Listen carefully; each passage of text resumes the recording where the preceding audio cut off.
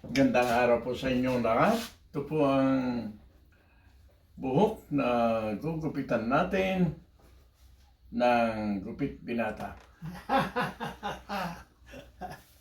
Pangalan ng gupit lang yun. Akin naman, itong tinga ko nawawala. Kaya kailangan patingin ulit kung anong magagawa. Bakit? Ayaw ko naman yung operasyon. Anong Kasi problema sabi, ang tenga? pag napalpak, forever na yun. Gusto ko na, nakakarinig ako pero hindi ko naintindihan lahat. Oh. Eh, Ako rin, gano'n, medyo mahina na. Mahina talaga. Sabi ng misis ko, kailangan mo na ano yun, yung kinakabit sa tenga. So, ito ang gamit natin. Ah,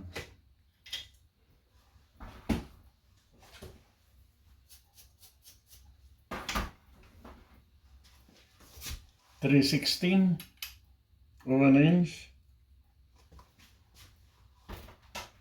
suklay.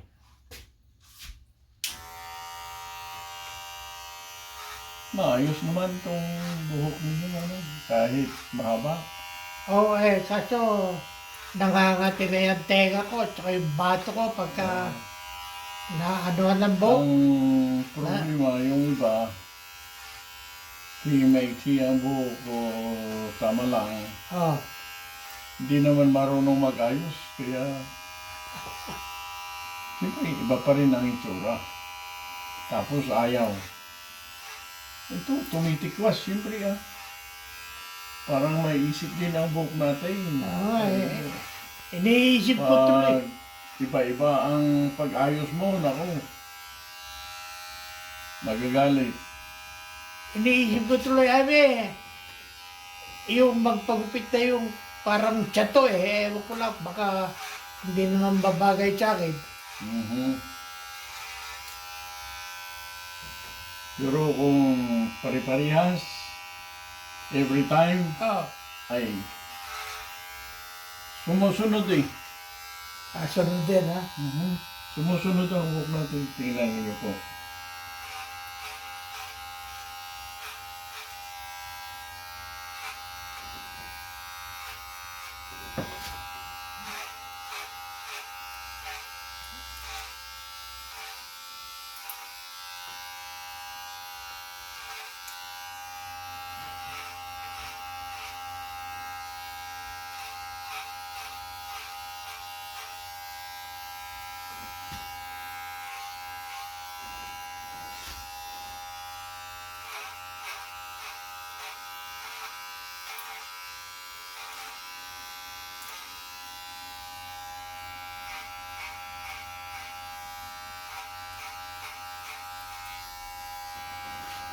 Mayroon ako kasabay sa bus ngayon, dalawang matanda, mag-asawa.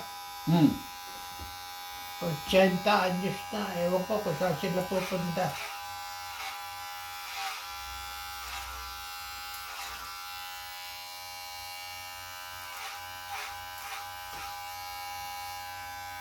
Mabuti hindi rin natuloy Alin, yung gahi. iyahe mo. Dahil may appointment ako sa mata Ngayon, sa Lunes. oh,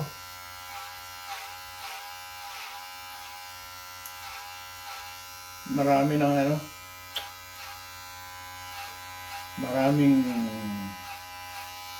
kailangang matingnan nila.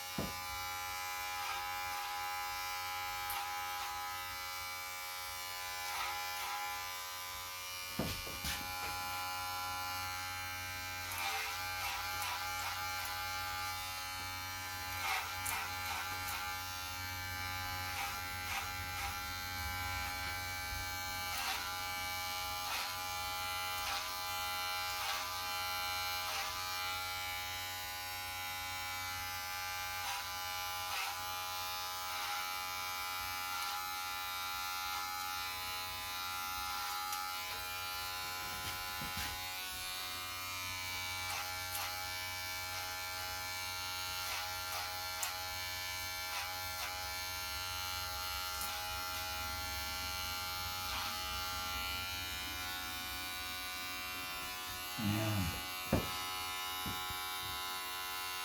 Marami pa.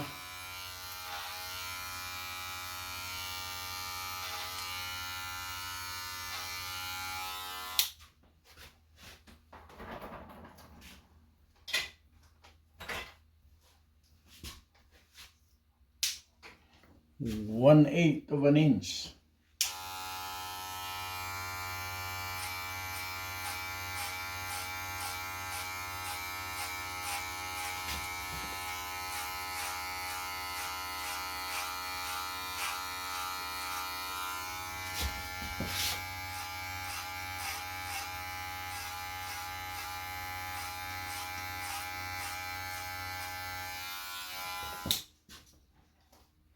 Tapos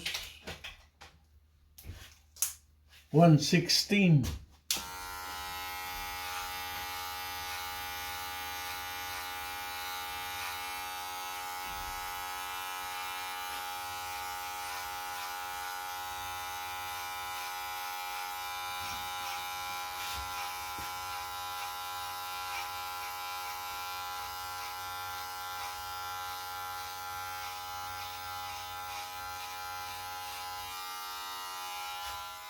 Tapos suklay.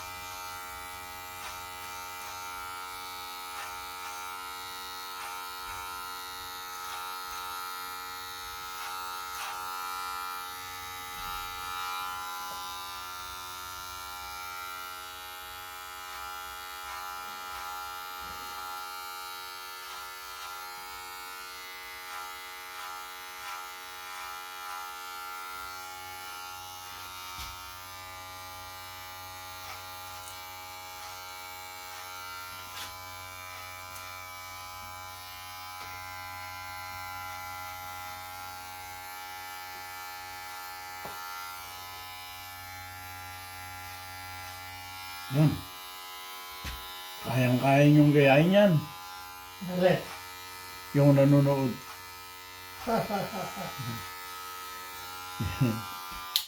Kasi kinukumbinsi ko silang pwede nilang subukan sundan yung paggupit natin. Kasi nagawa na yan eh. Yung sinasabi kong misis ng mga sundalo. Nakaupo lang ako doon. Nagiinuman kami kasi lasing tayo noon palagi. Almost every weekend. Ay.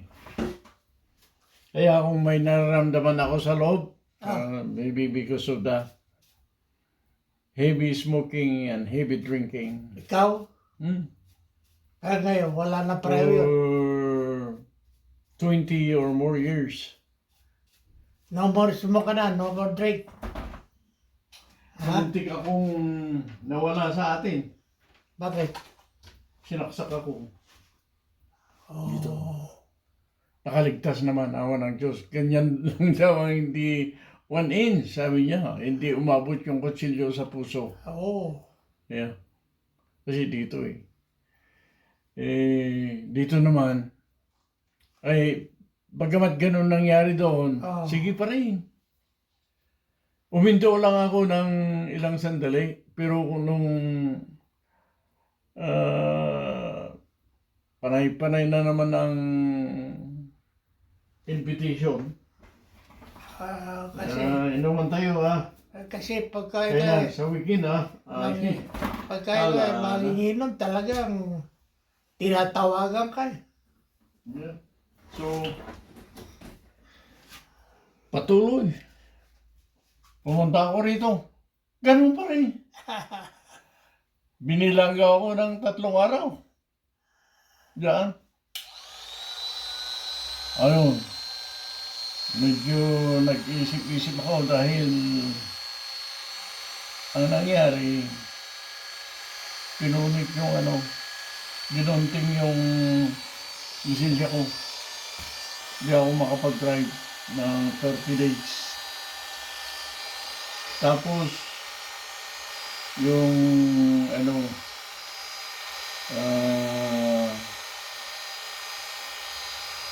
tawag nila, car insurance. Ah, Nako, noon, 223 lang yata, o 232. Every 6 months yun. Ay, nako, umabot ng almost 600. Kaliit ng sahod ng sundalo, di ba? Lalong wala kang ranggo. Sabi ko, umiyak ako doon. Sabi ko, sige, wala nang inom. Kasi yung kunti, dadami. Wala pa rin, shot lang. Oh yeah, shot lang. Yan, naubos yung isang buti. Hindi naubos ang buti. Oh, ang daming bumibili. Yan, lasing na. Ay, wala na. Kaya sabi ng kapatid, huwag mo kasing umpisahan. Kasi kung sabi mo, kunti-kunti lang, wala yan. Hindi mo kayang magsabi ng tama na. Wala.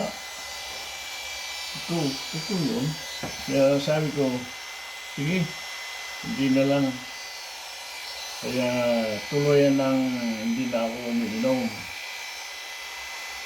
Ayos ah. Pero ngayon, dahil doon daw, na ugali,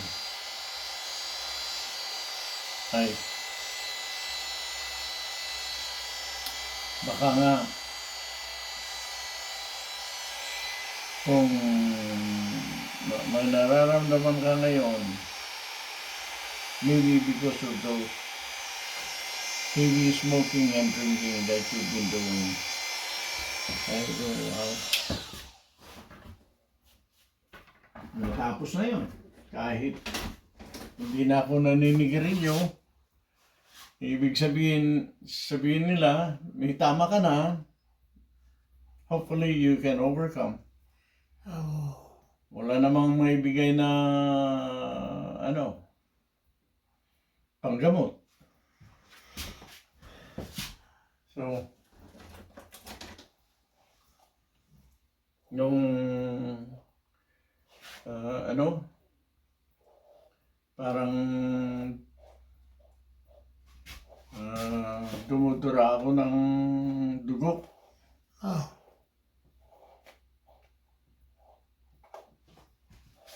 Yung siyempre sinabi ko, I think I'm bleeding. Why? When I spit, there's blood. Oh. Akala nila, yung tamang baga. oh. Oh, Sabi ko, well, yes, I have been drinking for many years, but I stopped. Sabi nila, good for you. Yeah, because you guys saying that it will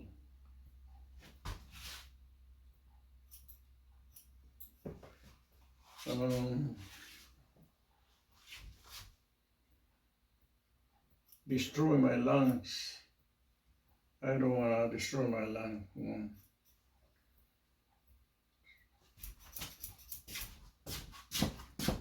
Tapos, pinadala ako sa kwan.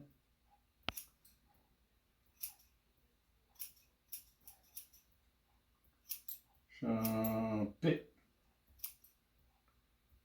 No yun, i-scan ako. Ah, Pinadala yung results sa doktor sa Elmendorf oh, ni Dr. Calvert. Ay, sabi ni Dr. Calvert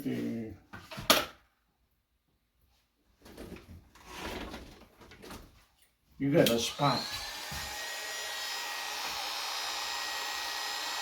But sabi niya, even if you have a spot,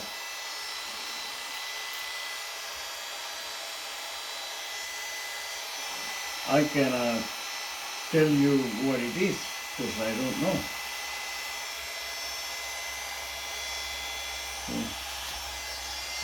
What I need to do is get a sample. Get a sample of that, get a fluid from that spot in your lungs, and then laboratory will send me the result and will tell you what they have found. Ganon. Aw ng Diyos. paano ka kinuha ng May sabi Lubid. ng isip ko, wag, ayaw kong patusok. Eh parang kwan yun sasaksakin ako Oh, ng karayom. oh. Kahit napakaliit na karayom, saksak pa rin yan. Sabi ko naman. Sabi, no doc. You're not gonna stick any needle in me. Oh, okay. Sabi naman niya, okay. Oh, saan ka kinuha? But, see, I am your doctor, sabi niya. I'm here to take care of you. Okay, I thank you, sabi ko. What I'll do, send you back to radiation so that you'll take another x-ray. Yeah. An x-ray ulit. Okay. Na wala yung spot. Sabi ng doktor, Mr. Baguyos, I have bad news and good news for you. What? Yeah. Which one do you want first? Oh, of course, I like the good news. The sinabi. Good news is, I can't see any spot or scar in your lungs or on your lungs. That's good. Thank God. Sabi ko, yeah, that's what I said. Sabi niya, thank God. What's the bad news? Well, you don't need to see me again. No, that's still good news. Yeah, I know. Yeah. So, ayan po ang gupit binata natin. Okay. Ayos na naman, Bong. Kasi marunong kang magayos. So, Ayos we na can do naman. this. Yung over the ears, sabi. At the Gupit Binata. Thank you so much for watching.